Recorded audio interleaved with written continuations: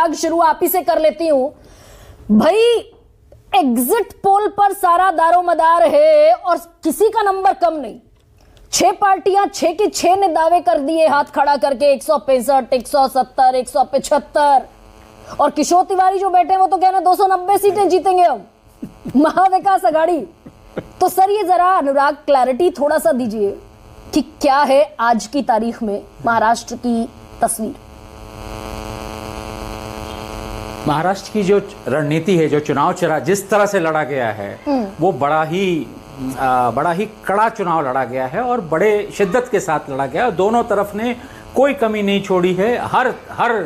हर जो अस्त्र शस्त्र जो भी हो सकता है उससे लड़ी गई चुनाव है। तो इस चुनाव में कोई एक तरफा जीतता नजर आ रहा है और पूरा का पूरा विधानसभा उठा के ले गया है, ऐसा हमको तो पत्रकार होने के नाते हम लोगों को नहीं नजर आ रहा है ये सब, है ना। पता नहीं क्यों अंदर से लहर चल रही हो, हम लोगों को कई बार नहीं मालूम होती लहर, है ना, अंदर लहर चलती रहती है। ऐसी संभावना से इनकार भी नहीं किया जा सकता। लेकिन ऊपर जो हम लोगों से बात करते हैं, इंटरेक्शन करते हैं लोगों के साथ, उसमें वो सब नजर नहीं आ रहा। तो चुनाव ऐसा कोई एक तरफा, मैं बार बार इसको बोल रहा हूँ कि देखिए ये चुनाव बड़े, हम इस पे स्टैंड लेना किसी के लिए मुश्किल नहीं। आधे % की सीट एकदम से 2/3 सीटें एक तरफ सरक जाती हैं। ऐसे में आप कैसे लोकसभा में सी वोटर सर्वे में महाविकास अघाड़ी के बीच में मात्र 1.2% वोट शेयर का फासला और सीटें खिसक गई दुनिया जहान की इधर। जी तो वैसे ही अगर देखिए सी वोटर सर्वे एक बहुत ही एक नामांकित संस्था है। उसने कहा भाई साहब 66 सीटें ऐसी हैं जहां हमारी हिम्मत ही नहीं पड़ रही इधर या उधर बोलने की।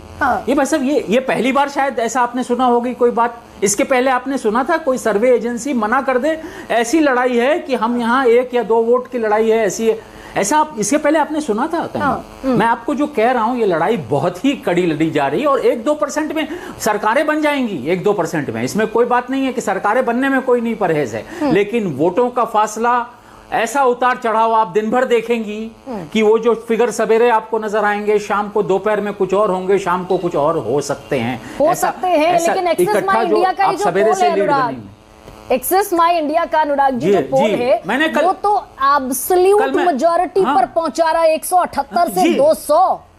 भाई 288 में 200 और 20 और एक्स्ट्रा, यानी वो बता रहा है कि शरद पवार की राजनीति खत्म हो गई भाई साहब एकदम।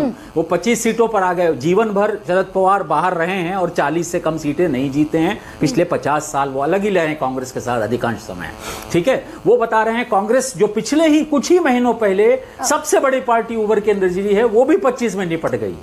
और वो तीसरा वो बता रहे हैं कि उद्धव ठाकरे जो मुंबई को लगभग रूल करते हैं और उनकी स्थिति है, बीजेपी उनके जाने के बाद संभल नहीं पाई है ठीक से, वो भी बता 25 सीट। एक तरह से उन्होंने जो बात कही है, कल प्रदीप गुप्ता शायद भारत के सबसे बड़े सेफोलॉजिस्ट होंगे या सवेरे जो है वो फिर शायद किसी चैनल पे रोने वाली स्थिति में दिखाई पड़े। मुझे बड़ा ये उन्होंने बड़ी बहादुरी का, कल मैं आपके चैनल पे उनके साथ था, मैं उनको बोल रहा था आपने बहुत बहादुरी की है। अब साहस किया है कि दुस्साहस किया है, ये कल कुछ कल समझ में आएगा। लेकिन फर्ज कीजिए मैं आज थोड़ा सा लाइट मोड पर ये सवाल अनुराग जी पूछ लूं आपसे। फर्ज कीजिए महायुति को लेकर ये प्रेडिक्शन सही हो गया तो ये परसेप्शन तो बदलता हुआ दिखेगा। लोकसभा चुनाव में जो परसेप्शन बना कि भाई इंडिया गठबंधन की बल्ले बल्ले हो गई और समेट दिया 9 सीटों पर 23 से भारतीय जनता पार्टी को, एनडीए 41 से सिमटकर 17 पर रह गया, महाराष्ट्र का हरियाणा नहीं होगा,